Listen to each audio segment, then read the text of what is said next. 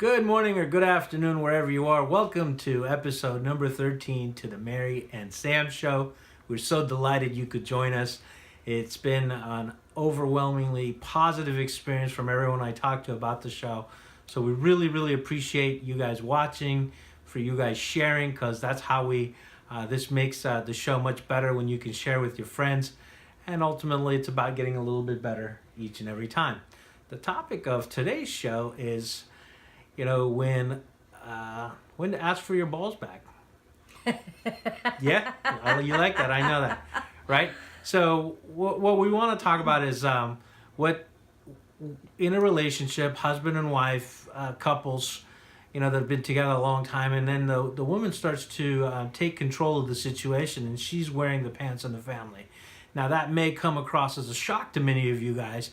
However, that happens quite often, and more often than not in today's society. And this can ultimately really lead to an outcome that is less than desirable for the relationship and the couple as a whole. So here's what we notice. Sometimes these things start out really small, where a husband just says, okay, go ahead, honey, you make that decision. And she finds herself making one decision, the next, and many more, just because he doesn't want any conflict. But over time, what ends up happening is that the wife is making all the decisions and the guy feels pretty much useless. Do you have any examples of this in your practice, Mary? Yeah, I can share a story. I had a couple came to me that they had some marriage issues, and the husband was thinking to actually divorce his wife.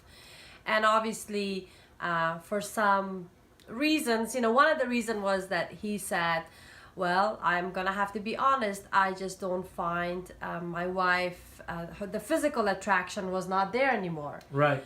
And obviously 15 years ago when they got married, the physical attraction was there. And right. He said because she was 50 pounds lighter. Ooh. Okay. And I know it's a very awkward conversation because he's like, I feel very shallow talking about this, but that is my issue, and I need help, and I see if we could resolve through this issue. And so when I asked them, okay, tell me more about that, because obviously as a coach, I know whatever shows up on the surface as an issue is never the real issue. There's always something else underneath it.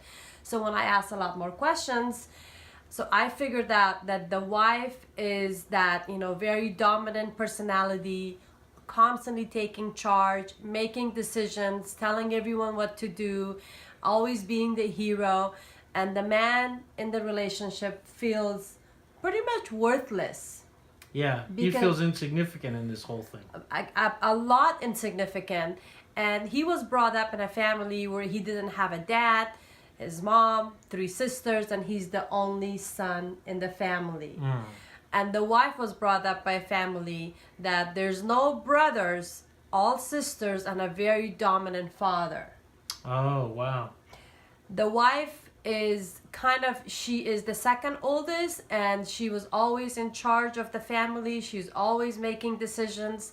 The dad always put her on the spot and expected that from her, and she took that position and constantly wanted to be the hero. Now obviously she's not knowing all of this, that some of this is actually killing the romance and the relationship in her relationship. Yeah. But that's what's happening. The husband said, I come home and I feel like I'm just not desired. I'm not wanted because my wife is so strong, and she doesn't need anything from me. And at times, even if she needs something, she goes to her side of the family, to her father and to her sisters. So the husband is feeling like he's just worthless in the relationship. Now, ultimately, is one of the top psychological human needs is to feel significant and worthy. Right, feel important. Feel important. If you're not feeling important, then so he's thinking that it's because of her physical appearance that he's getting turned off, or he's not, wanting finding to her be attractive. Exactly. Anymore. But ultimately, he didn't know that it was because he wasn't feeling really worthy in the relationship. Now, obviously, by asking a lot of questions and helping them recognize this, they both realize that, oh, this is where the issue is. Yeah. And the wife at the beginning was very defensive, that's trying to blame everything on the husband. Because they also had some financial issues. It's always easier to blame somebody else, right? It's harder to Right. look yourself in the mirror and say, okay, I'm the one that's causing this. However, probably with anything, the first step is to recognize where the issue is. It always takes two. There's Yeah. always two sides to the story. And that's why it's always nice to have a third party, to help a relationship, a couple, because you're blaming the guy, the guy's blaming the lady, and so there's nobody wants to take the blame, and you don't even know what the real issue is. Oftentimes, people have blind spots, don't they, Mary, where they don't even know where it's coming from because nobody has this kind of training. And Right. even if they did, it's really, really hard to self-assess the situation because our egos get the best of everyone. Nobody Yes. wants to be the person that is at fault.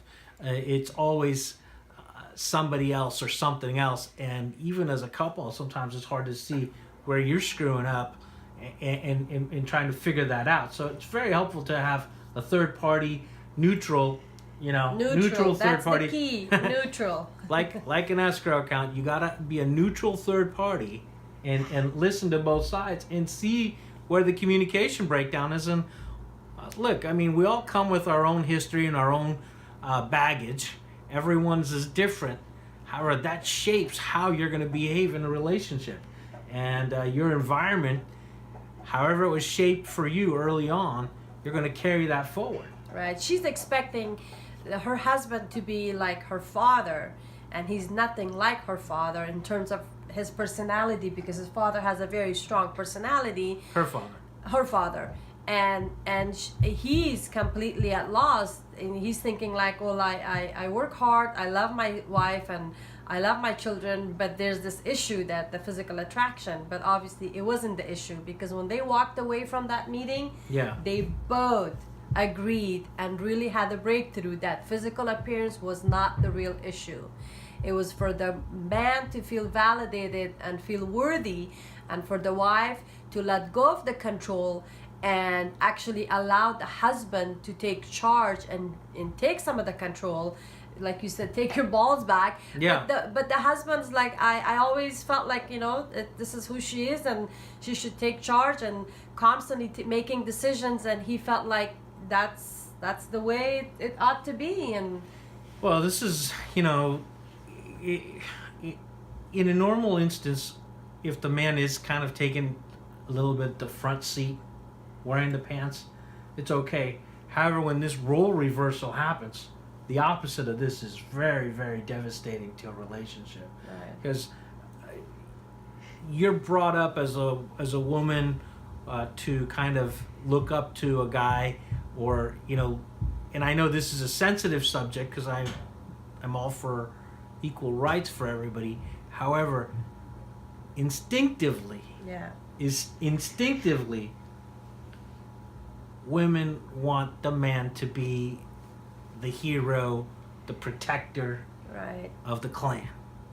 Yeah, I mean, I think it's make sure that you're not taking this for like, that the man should always take charge and make decisions. It's a good balance to have, but if the husband is always feeling not validated or worthy, and feeling like the wife is constantly taking charge, and so that kills romance. So poor guy, he was just trying to he was at loss. He didn't know what to do, and he was crying. He's like, I want to make sure that. What a baby.